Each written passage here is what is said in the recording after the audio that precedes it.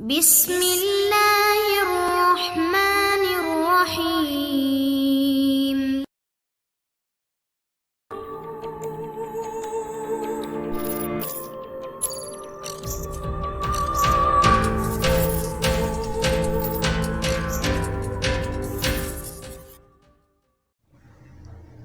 अस्सलाम वालेकुम दोस्तों, Imran series novel foul play by Mazhar Kaleem MA। अगर आपने अभी तक हमारे चैनल जासूसी दुनिया को सब्सक्राइब नहीं किया तो सब्सक्राइब करें और बेल आइकन पर क्लिक कीजिए।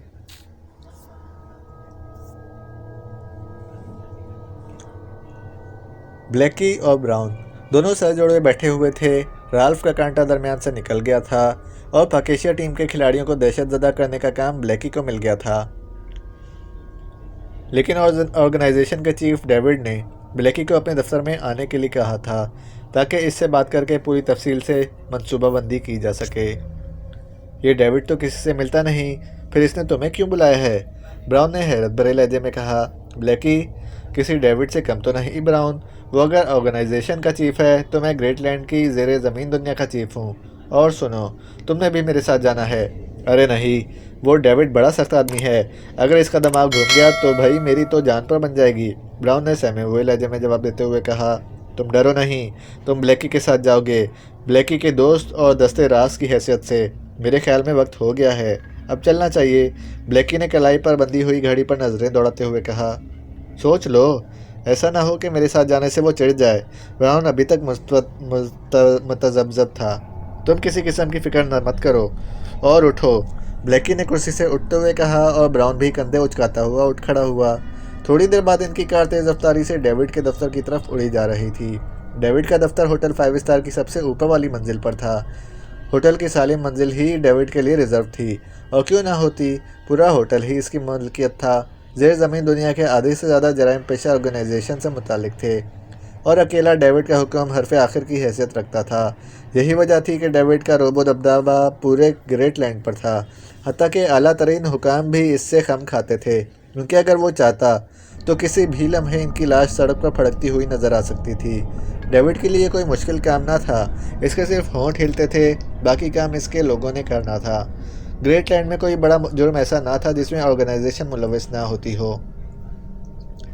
पुलिस के आला हुकाम इससे बाकायदा लंबी तनख्वाहें वसूल करते थे, और अगर कोई मनचला पुलिस ऑफिसर तफ्तीश पर उतर भी आता तो या तो वो दूसरे रोज़ नौकरी से फारिग हो चुका होता या फिर अचानक किसी कार के नीचे कुचला जाता, और कार और इसका ड्राइवर भी दस्तयाब भी ना होते थे।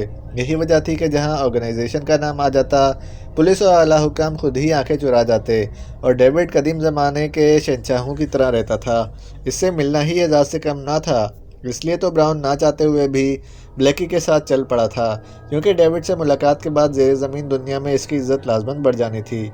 ब्लैकी ने कार 5 स्टार होटल के वसी और इस पार्किंग में रोकी, और फिर वो दोनों कार से नीचे उतर आए। असलहा वगैरह यहीं कार में ही रख दो ब्राउन, ब्लैकी ने दरवाज़ा बंद करने से पहले ब्राउन से मुखातिब होकर कहा, और ब्राउन ने सर हिलाते हुए जेब से रिवॉल्वर और एक खंजर निकालकर उसे कार की पिछली सीट पर उछाल दिया। ब्लैकी पहले ही रिवॉल्वर निकालकर डैशबोर्ड में रख चुका था। चुनांचे कार को लॉक करके वो होटल के मेन गेट की तरफ बढ़ गए। मेन हॉल में दाखिल होकर वो सीधे काउंटर की तरफ बढ़े। यस, फरमाइए। काउंटर पर मौजूद खूबसूरत लड़की ने कारोबारी अंदाज में मुस्कुराते हुए पूछा। मेरा नाम ब्लैकी है और ये मेरा मावन ब्राउन है। हमें डेविड ने बुलाया है। ओह, तुम्हारा नाम क्या है? ब्लैकी। और ये मेरा असिस्टेंट ब्राउन है। तुम्हारे मुतालिक तो ऑर्डर मौजूद हैं कि तुम्हें चीफ बॉस के पास भेज दिया जाए, लेकिन ये तुम्हारा असिस्टेंट नहीं जा सकता। लड़की ने गौर से ब्राउन की तरफ देखते हुए कहा। देखो लड़की, मेरा नाम ब्लैकी है।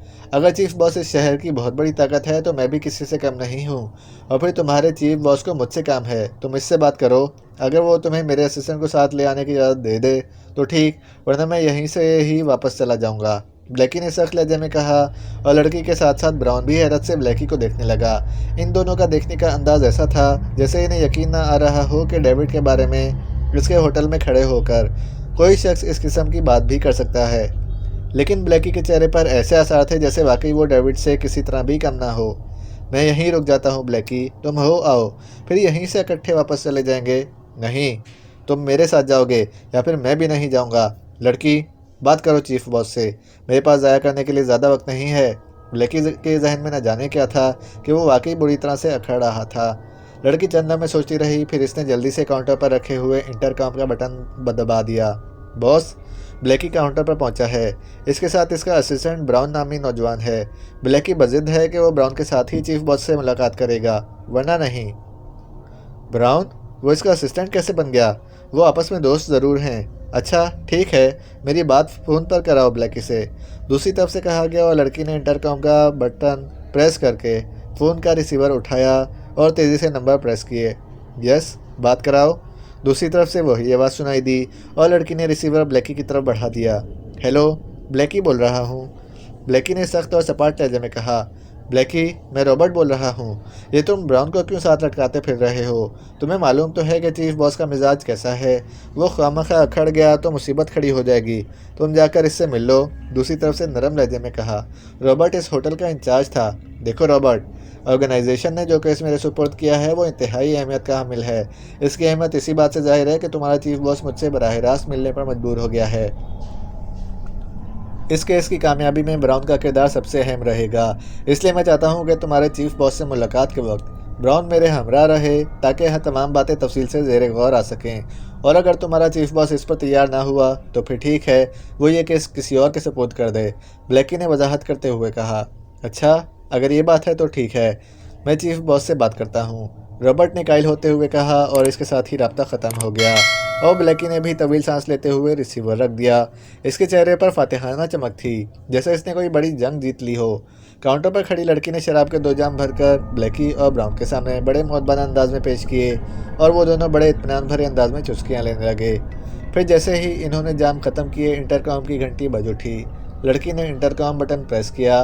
रॉबर्ट बोल रहा हूँ ब्लैकी और इसके असिस्टेंट ब्राउन को रेड पास देकर चीफ बॉस के पास भिजवा दो। रॉबर्ट की आवाज़ सुनाई दी। यस बॉस, लड़की ने कहा और बटन ऑफ करके इसने बड़ी फुर्ती से काउंटर के नीचे हाथ बढ़ाया और फिर सुर्ख रंग के 2 कार्ड निकालकर इनके सामने रख दिए। ऊपर वाली मंजिल में तशरीफ़ ले जाएं, लड़की ने कहा और ब्लैकी ने सर हिलाते हुए कार्ड उठाए और फिर लिफ्ट की तरफ बढ़ गई।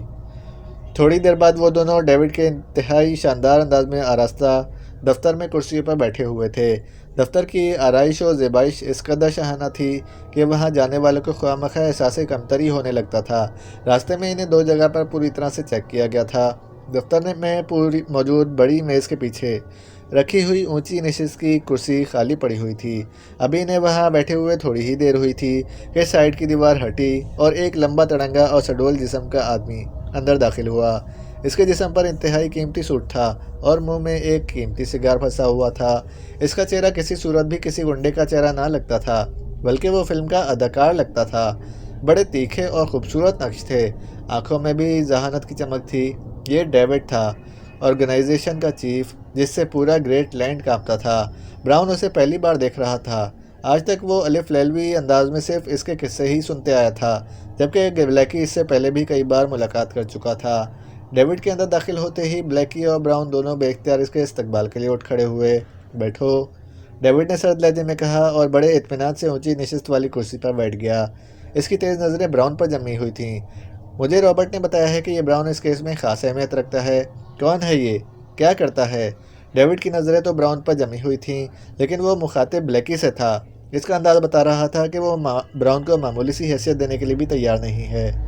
ये बहुत काम का आदमी है। आप ये बताएं कि हमें आपने किस मकसद के लिए बुलाया है? ब्लैकी का लहजा कदरे मदबाना था, लेकिन इसका अंदाज़ बता रहा था कि वो डेविड से ब्राउन की तरह बहुत ज़्यादा मरूब नहीं है। जो मैंने सवाल किया है इसका पहले जवाब दो। ये आदमी कौन है? इसका हदूद अरबा क्या है? और तुमने इस कदर अहम केस में हमारी इजाज़त के बगैर इसे अपने साथ क्यों शामिल किया है? इसका नाम ब्राउन है और ये मेरा दोस्त है। इससे ज़्यादा तफसील में जानने की ज़रूरत नहीं। बाकी रही ये बात कि मैंने इसे क्या बताया है क्या नहीं, ये मेरा अपना काम है। ऑर्गेनाइजेशन ने मुझे एक काम सौंपा है, वो काम होना चाहिए। ऑर्गेनाइजेशन को इससे दिलचस्पी नहीं होनी चाहिए कि ये काम किस तरह से अंजाम पाता है। और डेविड चौंक कर ब्लैकी को देखने लगा। इसकी पेशानी पर यकलख शिकने नमूदार हुई। हाँ, बहुत ऊंचे उड़ रहे हो। शायद तो हमें कुछ ज़रूरत से ज़्यादा ही गलतफहमी हो गई है अपने मुतालिक। जानते हो किससे बात कर रहे हो? डेविड ने गुर्राते हुए कहा। और जवाब में ब्लैकी इस्तहज़ाइया अंदाज में हंस पड़ा। वो ज़रा सा भी मरूब दिखाई ना दे रहा था, जबकि ब्राउन की जान पर बन गई थी। खौफ से इसके चेहरे से नुमाया हो गया था। जनाब, ये दुरुस्त है कि आप ऑर्गेनाइजेशन के चीफ बॉस हैं, लेकिन मेरा नाम ब्लैकी है और मेरे मुतालिक आप अच्छी तरह जानते होंगे कि मैं क्या हूँ। और अगर मालूम ना हो तो अपने आदमियों से पूछ लें, वो तफसील बता देंगे। और आखिरी बात यह कि मैं इस किस्म का लहजा बर्दाश्त करने का आदी नहीं हूँ। वैसे एक बात और भी बता दूँ आपके फ़ायदे की, आपने मुझ पर हाथ डालने की कोशिश की तो पूरे ऑर्गेनाइजेशन भाप बनकर फ़ज़ा में उड़ जाएगी। मेरे पास 00 रिपोर्ट की कॉपी मौजूद है जो मेरे वकील की तहवील में है, और मैंने यहाँ आने से पहले उसे फ़ोन कर दिया है कि अगर मैं उसे 24 घंटों के अंदर फ़ोन ना करूँ तो वो ये रिपोर्ट मलका ग्रेटलैंड तक पहुँचा दे, ब्लैकी ने कहा। और डेविड 00 रिपोर्ट की बात सुनकर बुरी तरह चौंका, जैसे इसकी कुर्सी की नशिस्त पर अचानक नुकीले कील निकल आए हों। क्या क्या कह रहे हो? 00 रिपोर्ट तुम्हारे पास है? डेविड के लहजे में यकीन ना आने वाली हैरत थी। दुरुस्त कह रहा हूँ, लेकिन इसके बावजूद सब जानते हैं कि ब्लैकी कभी किसी को धोखा नहीं देता। और डेविड ने सामने रखे हुए बेशुमार टेलीफोनों में से सुर्ख रंग के टेलीफोन का रिसीवर उठा लिया और ब्लैकी के लबों पर मुस्कुराहट उभर आई। मेरे दफ्तर में आओ, डेविड ने फुंकारते हुए कहा और फिर रिसीवर रख दिया। हाँ तो मिस्टर ब्लैकी, तुम ऑर्गेनाइजेशन को ब्लैकमेल कर रहे हो। ठीक है, अब ऑर्गेनाइजेशन रह ही इस काम के लिए गई है। बेचारी ऑर्गेनाइजेशन, डेविड ने बड़े तंजिया अंदाज में कहा। और फिर से पहले कि ब्लैकी कोई जवाब देता, अचानक साइड से दरवाज़ा खुला और एक नौजवान अंदर दाखिल हुआ। इसके हाथ में एक स्टीन गन थी। वो चेहरे से ही इंतहाई सख्त गिर और शफाक नज़र आता था। टीटू, ये आम सा गुंडा ब्लैकी मुझे ब्लैकमेल करना चाहता है। तुम्हारा क्या ख्याल है, मैं इत्मीनान से ब्लैकमेल हो जाऊं? बॉस, आपको ये ब्लैकमेल कर रहा है? हैरत है, टीटू ने कंधे उचकाते हुए कहा। और दूसरे लम्हे इसने हाथ में पकड़ी हुई स्टीन गन का रुख ब्लैकी और ब्राउन की तरफ कर दिया। ठहरो, रुक जाओ, अचानक ब्लैकी ने बड़े बावकार अंदाज में हाथ उठाते हुए कहा। टीटू में यही तो सिफ्त है कि ये ठहरता नहीं है, सिर्फ हरकत करता है। क्यों टीटू? डेविड ने बड़े तंजिया अंदाज में हंसते हुए कहा। और उसी लम्हे ब्लैकी ने अचानक ज़ोर से कहा लगाया, तुम वाकई एक अहमक आदमी हो डेविड, और किसी अहमक आदमी को यह हक नहीं है कि वो इस कुर्सी पर बैठे। यह हक ब्लैकी को ही हो सकता है, जिसे तुम आम सा गुंडा कह रहे हो। टीटू, इसे बताओ अब इसकी ऑर्गेनाइजेशन में क्या हैसियत है? ब्लैकी ने हंसते हुए कहा, बॉस, ब्लैकी दुरुस्त कह रहा है। तुम्हें माजूल करके सजाए मौत का हुक्म सुनाया जा चुका है मिस्टर डेविड, और ये फैसला डायरेक्टरान ने मुत्तफ़िका तौर पर किया है, और तुम्हारी बजाय ब्लैकी को ऑर्गेनाइजेशन का चीफ बॉस मुंतखब कर लिया गया है। अचानक टीटू ने स्टीन गन का रुख ब्लैकी से हटाकर डेविड की तरफ करते हुए इंतहाई सख्त लहजे में कहा, और डेविड के लबों में दबा हुआ सिगार यकलख्त नीचे गिर गया। इसकी आंखों में हैरत से फैलने लग गई। क्या मतलब? क्या कह रहे हो? क्या तुम होश में हो? डेविड ने बुरी तरह गड़बड़ाते हुए कहा, और साथ ही इसका हाथ मेज़ के किनारे की तरफ बढ़ने लगा। फजूल है, अब तुम्हारा हिफाजती निज़ाम काम नहीं कर सकेगा, इसे पहले ही ऑफ कर दिया गया है, ब्लैकी ने मुस्कुराते हुए कहा। और डेविड का वजीह और खूबसूरत चेहरा तेज़ी से मसख होता गया। ये क्या साजिश है? कैसी साजिश है? डेविड ने यकलख्त बुरी तरह चीखते हुए कहा। टीटू, इसे साजिश के मुतालिक तफसील से बताओ, ताकि इसे पता चल सके कि ऑर्गेनाइजेशन का चीफ बॉस बनने का मतलब ये नहीं होता कि सारे धंधे छोड़कर सिर्फ अय्याशी ही करता रहे। ब्लैकी ने हंसते हुए कहा, साजिश? कैसी मिस्टर डेविड? पूरी ऑर्गेनाइजेशन आपसे तंग थी। आप किसी कारकुन से मिलना अपने हित तक समझते थे, इसलिए पूरी ऑर्गेनाइजेशन में आपके खिलाफ नफ़रत के जज्बात भरे हुए थे, लेकिन कोई मौका ना मिल रहा था। लेकिन फिर ये मौका आ गया, और आपने एक मामूली सी गलती पर ऑर्गेनाइजेशन के 10 बेहतरीन और वफादार कारकुनों को अपने हाथों से गोली मार दी। इस पर सूरत हाल बदल गई। ऑर्गेनाइजेशन में खिचड़ी पकती रही, लेकिन मसला था आपके मुतबादिल का। और फिर ब्लैकी पर सबकी नज़रें जम गईं। ब्लैकी काम करने के लिहाज से बेहतरीन आदमी है, और इसमें ऐसी सलाहियतें हैं कि वो आपकी जगह ले सके। चुनांचे हाई लेवल पर सब कुछ तय पा गया, लेकिन बस आखिरी रुकावट मौजूद थी। वो थी आपके इस दफ्तर में ब्लैकी का दाखिला। जाहिर है यहाँ आपकी मर्ज़ी के बगैर कोई दाखिल ना हो सकता था। और फिर पाकेशिया वाला केस ऑर्गेनाइजेशन के पास आया तो मनसूबाबंदी की गई। रोल्फ आपका ख़ास आदमी था, उसे लालच देकर आगे बढ़ाया गया। वो लालच में आ गया, इस तरह आपने रॉल्फ को हटा दिया। फिर ऑर्गेनाइजेशन ने इस मिशन में एक ऐसा नुक्ता निकाला जिस पर आपने मजबूर होकर ब्लैकी को दफ्तर आने की दावत दी। इस तरह ब्लैकी दफ्तर में दाखिल होने में कामयाब हो गया। ब्राउन को साथ लाने का मकसद ये था कि ब्राउन का कदो-क़ामत आपसे मिलता जुलता है। चुनांचे ये तय हुआ कि आपका खात्मा करके ब्राउन को मेकअप में आपकी जगह बिठा दिया जाएगा। ये डमी चीफ होगा, असल चीफ ब्लैकी ही रहेगा। फिर जब पूरी ऑर्गेनाइजेशन की छानबीन करके आपकी हिमायतों को ख़त्म कर दिया जाएगा, तब ब्लैकी मुकम्मल तौर पर चार्ज संभाल लेगा। लेकिन अब आखिरी सिलसिला था आपके दफ्तर में असलहे के दाखिल होने का। इसलिए ब्लैकी ने जानबूझकर ऐसी गुफ्तगू की कि आपने मुझे बुला लिया।